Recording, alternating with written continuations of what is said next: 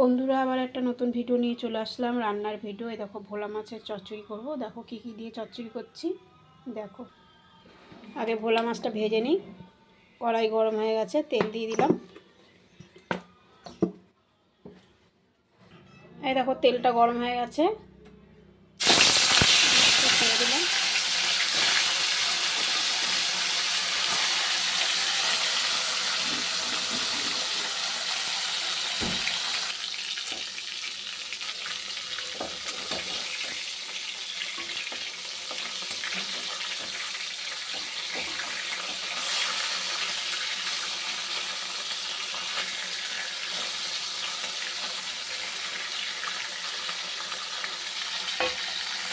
এরকম মাছটা ভাজা হয়ে গেছে, মাছটা ভেজে উঠিয়ে নেবো। বাদ দিকে ভেজে নিই, তবে দেখাবো। এই দেখো এখানে নিয়েছি আলু, নিয়েছি সিম, নিয়েছি মূলো, নিয়েছি এখানে আছে বেগুন, আছে কাঁচা লঙ্কাটা পেস্ট করে নেবো, আর আছে টমেটো। কালো জিরা সম্বার দিয়ে দিলাম। এখানে পাকা পাকা দুটো লঙ্কা নিয়েছি, বেগুনটা একটু পরে দেবো, আগে এটা ভাজা ভাজা করে নিই। হলুদ দিয়ে দিলাম, লবণ দিয়ে দিলাম।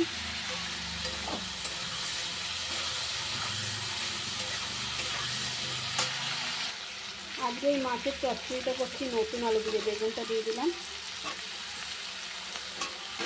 আর টমেটোটা দিয়ে দিলাম। আর দেখো লঙ্কা পেস্টটা দিয়ে দিলাম। সবজিটা ভাজা হয়ে গেছে, একটু কাশ্মীর লঙ্কা গুঁড়ো দিয়ে দিলাম,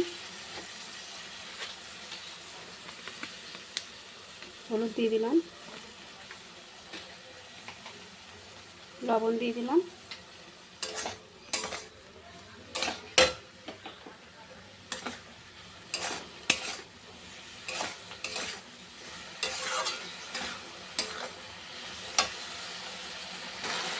এইরকম মশলাটা কষানো হয়ে গেছে, যেহেতু বেগুনগুলো পরে দিলাম তাও গলে গেল।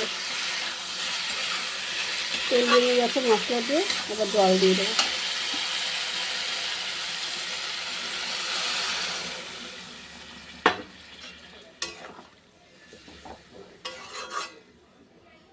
আর একটু জল দেবো, কারণ সিদ্ধ হতে টাইম লাগবে তো, আলু আছে, নতুন আলু সিদ্ধ হতে চায় না।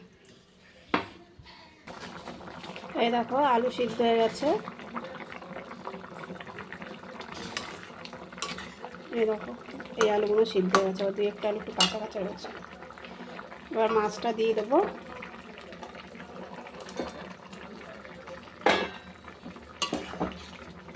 আরও শুকাবে, ঝোল পুরো শুকিয়ে ফেলবো।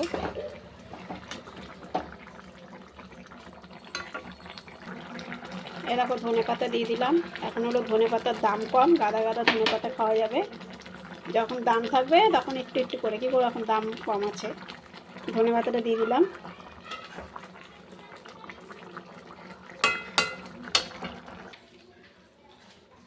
এই দেখো চিনি দিয়ে দিলাম, আরও শুকাবে, আস্তে আস্তে হোক। এই দেখো আমার রান্নাটা হয়ে এসছে, নামিয়ে দেবো। সবজি আছে তো, ঝোলটা পুরো শুকিয়ে যাবে, এইটুকুনি হালকা রাখলাম, এখন নামিয়ে দেবো। এই দেখো আমার রান্নাটা কমপ্লিট হয়ে গেছে, খুব সুন্দর হয়েছে খেতে। তোমরা এরকম করে বানিয়ে খেয়ে দেখো। আর আমার ভিডিওটা যদি ভালো লাগে একটু শেয়ার করো, একটু ফলো করো, একটু লাইক দিয়ে দিও। যার যার খেতে ইচ্ছে করবে চলে আসবে আমার বাড়িতে।